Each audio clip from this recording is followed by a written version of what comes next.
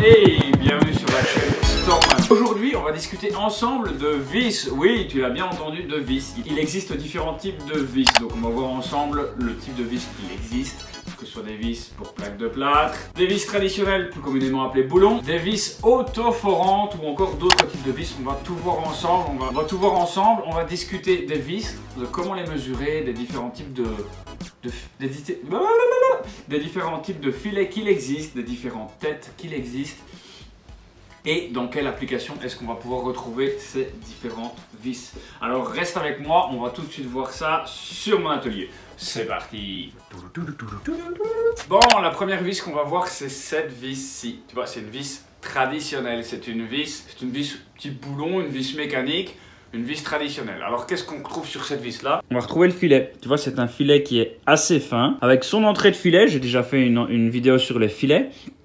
Une tête hexagonale. La petite particularité ici, tu vois, c'est que tu as l'impression qu'il y a une rondelle, mais en fait, c'est juste la tête de vis qui est plus large pour avoir une plus grande surface de contact. C'est une vis de mécanique, elle est jaune, donc c'est du laiton, c'est du cuivre et du zinc, c'est une vis traditionnelle. Deuxième vis, cette vis-ci, c'est une vis Allen ou une vis BTR. Je te la montre tout de suite. C'est un filet traditionnel, il est plus gros que le filet d'avant. Ici, la vis est munie d'un filet assez fin. Ici, la vis est munie d'un filet plus gros. La tête est également différente. Ici, on est sur une tête hexagonale. Ici, on est sur une tête BTR avec une clé Allen. Donc, on vient serrer en mettant une clé Allen, alors qu'ici, il faut utiliser une clé à pan hexagonale. La longueur est également différente et c'est tout. La matière aussi est également différente. Ici, on est plus sur du métal, alors qu'ici, on est sur du laiton. Troisième vis, toujours une vis de mécanique. Alors ici, il s'agit d'une vis de carter de moteur. Ça, c'est une vis un petit peu spéciale, c'est une vis en titane. Elle est légère mais robuste. Tu vois que le filet est assez gros. C'est une tête également hexagonale et on a l'impression qu'il y a une rondelle, mais en fait, c'est la tête qui est plus large pour permettre une plus grande surface de contact. Alors, petite particularité aussi, tu vois qu'ici, tu as l'impression qu'il y a des crans. C'est pour permettre d'avoir une meilleure adhérence quand la vis vient se visser contre l'écrou, puisque la vis va pénétrer dans le carter.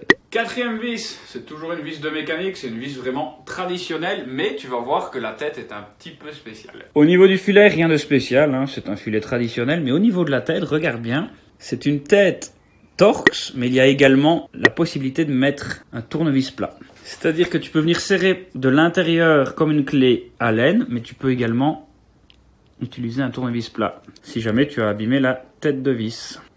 C'est aussi une vis de mécanique. Cinquième vis, c'est une vis qui va être utilisée plus en construction. C'est une vis de plaque de plâtre. Tu vois, ici, on a une vis avec un filet assez grossier qui permet de rentrer dans la matière et une tête pointue. La tête est fraisée pour pouvoir rentrer dans la matière, qu'elle arrive à ras. Tu vas retrouver ça sur une plaque de plâtre. Au niveau de la tête de vis, on est sur un embout en croix traditionnel. Donc, c'est vraiment une vis pour plaque de plâtre. Sixième vis, on est sur une vis Parker. Alors ici, on est sur un filet assez grossier, une tête pointue. On a la possibilité de mettre un tournevis en croix, cruciforme, en croix ou encore un tournevis plat si jamais on a abîmé la tête de vis. Donc c'est assez pratique. C'est une vis qui va être utilisée pour visser dans du plastique ou éventuellement visser dans une plaque de bois. Septième vis, oui, 7 comme ça.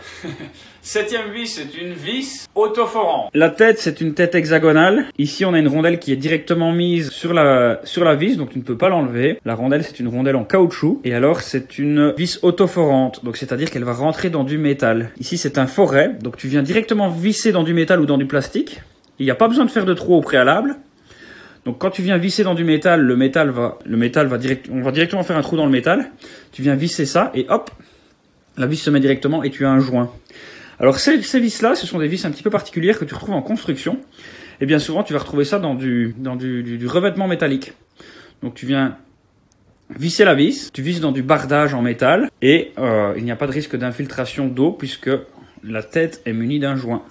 Donc on retrouve ça dans du bardage métallique sur des tôles. Alors c'est toutes les vis que j'ai dans mon petit garage. Il existe probablement d'autres types de vis dont on n'a pas forcément parlé.